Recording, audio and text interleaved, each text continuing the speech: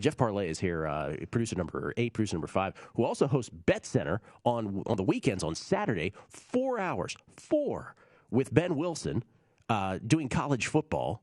So let's not sleep on that. What time does that start on Saturday? 9 o'clock Eastern. 9 o'clock Eastern. That's 9 p.m. Eastern.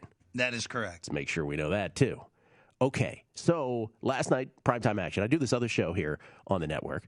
And by other show, this is probably the other show, but that show is Primetime Action. I do it with Matt Brown and Kelly Bidlin. We do it on MSG Plus. We have a blast doing it. And, on a numbers game, for those who have listened for years now, and I always appreciate that immensely, power rankings is not something that we talk about on a weekly basis. I don't go out here and say, here are my power rankings, the top 10. But every once in a while, it's a pretty interesting exercise. And so we decided to do it last night because, and on Primetime, we will do it more often than we will do it on this show. But on this show, I just want to do it every once in a while because it's a good sort of recalibration of your brain of things that you may not think about when looking at games. We do guessing lines every Monday.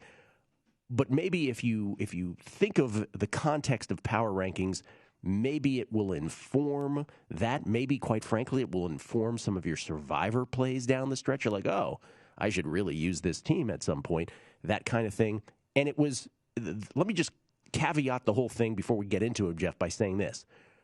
The interesting part about this exercise is when you tell somebody, give me your top 10 power rankings in the NFL, and you don't give it a definition, what you'll get is a different interpretation of what power rankings mean. That's from the start. So Kelly didn't do that for Matt, and I didn't do it for you this morning when I asked for yours. And there's a purpose to that because some people are going to base it on who they think is going to win the Super Bowl. Some people are going to base it on tomorrow if they played neutral field. So that's one difference. The other thing is when Kelly gave it to Matt and me, Matt decided to do it based on what he thought the spread would be if two teams met on a neutral, whereas I did it by saying, I don't care what the spread's going to be. That's for guessing lines. I'm just going to do it by how I believe it to be. So what yielded was very different results among the three of us, Matt, Kelly, and me. What was interesting is that you and I ended up very similar. Now, is that because you and I see each other for 2 hours every day and have the same conversations every day with each other? Not the same conversations, but we have conversations with each other. I don't know. I see those two guys every day, too. So it's very interesting. Here were my 10 anyway. And again, my interpretation was not who's going to win the Super Bowl, but what I believe I would bet on if these teams met on a neutral tomorrow, not what I think the spread's going to be. So I left the Baltimore Ravens out of my top 10. They would be 11 for me because they're paper thin away from being 1-4, even though they're 4-1. Could have been 5-0 too, by the way. But because they're paper thin away from being 1-4, couldn't put them in there. Kansas City Chiefs gets my 10 spot just because whatever priors existed in my brain or in numbers, they still get my 10, just as a sort of relic of that, remnant of that. Controversially, somewhat, I will put the Tennessee Titans at 9. Why? Because, oh no, I'm talking like Chris Cuomo, where I'm putting why in the middle of a sentence. Why? Because they have the Derrick Henry factor. In other words, if I'm betting, I am always cognizant of the fact that the Titans have to sort of get out of jail free card of, you know what, we can get out of this by just sticking the ball in Derrick Henry's stomach and getting our defense off the field as much as possible. At least that's what the Titans can do at their best. So that's probably the oddest little quirk for me at the bottom. 8, Green Bay. Couldn't put Green Bay any higher even though they're 4-1 because they haven't really played anybody. Their schedule's been pretty soft. 7, Dallas Cowboys. Now, most people are going to have the Cowboys even higher than this. Maybe it's the Washingtonian fiber in me that doesn't allow them to allow me to put them any higher. But nonetheless, you got to give them respect. It's about as low as they've appeared. Dallas Cowboys at 7. Got to give them respect. I have the Cleveland Browns at 6. I think they're a well-rounded, great football team. By the way, a big thing for me was coach and quarterback. Coach and quarterback combo. They got the Stefanski part. I'm not sure with Baker Mayfield I can make them any higher than 6 right now. So I think Baker Mayfield so far really kind of holds them back for me. Then the top 5. I got the Rams at 5. And the only reason I have the Rams at 5 is because there's that one weird game where they lost to the Cardinals by 20. And the Cardinals end up, for me, the only undefeated team left in football at 4. Tampa Bay, out of respect, and the fact that I think in the end they can probably win most football games if they put their minds to it. They're at 3. Buffalo's at 2, and the L.A. Chargers end up number one for me. And yes, I was put to the grindstone on this yesterday when they asked me, like, really, the Chargers number one? Yes. You know how I feel about Brandon Staley. I've talked about it daily here on this show. I think any one particular football game, I will go to war with him as a coach, specifically his in-game strategies, and with Justin Herbert, who I think is a unicorn that is still not fully appreciated. The Chargers are my number one. Again, these are my power rankings based on who I think I would bet on a neutral field tomorrow. Yours, sir, Mr. Parlay.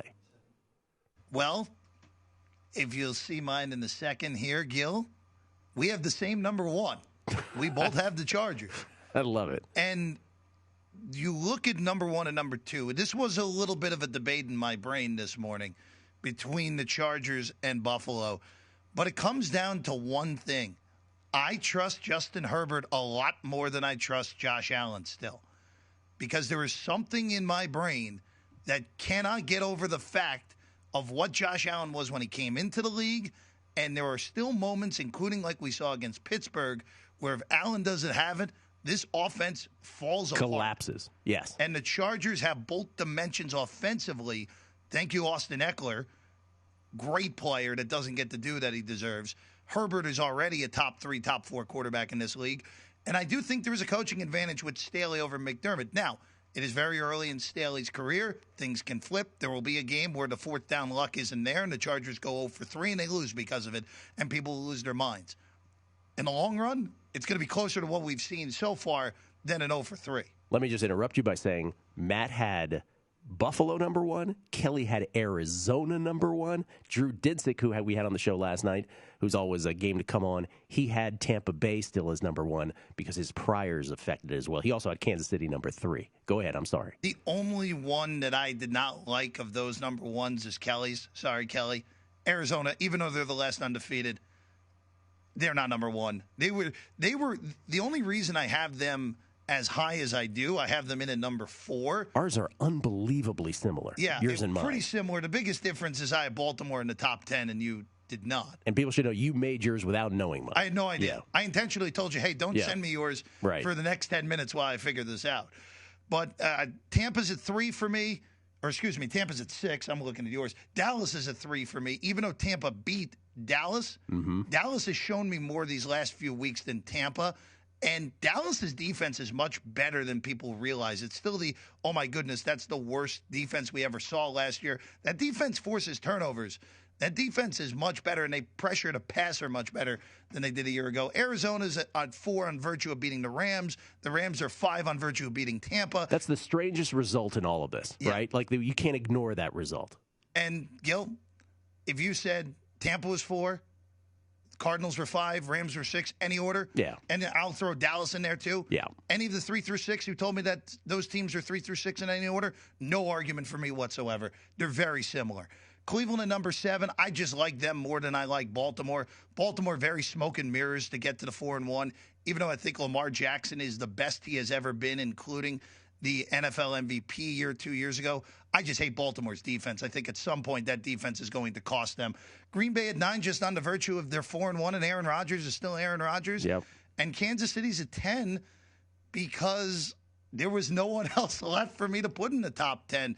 I don't think the Titans are any good. I know that they have. I agree with you on Derrick Henry is the joker in the deck, but that defense is absolutely horrendous. And at some point, Kansas City's offense is going to figure themselves out. You and I are spending too much time together. These are unbelievably similar. And I will say this, the other thing about this was, and I don't know if you got this far into it because I only asked for top 10 and Kelly only asked that of us last night, but once you get past 11, the cliff that drops off from there is remarkable. Yeah. Because, like, is Carolina 12? Like, is New Orleans? I mean, it's like a completely different stratosphere of teams at that point. Do you even consider the Bengals at 12? You have to, I guess, right? After Tennessee, who is a number 11 for me, even though I don't think they're particularly good. Right. There is a humongous drop to Cincinnati, New Orleans, Carolina. I mean, Denver. I mean, you got a lot of teams that really aren't any good. Right. Didn't consider them. Raiders, Bears, didn't consider them.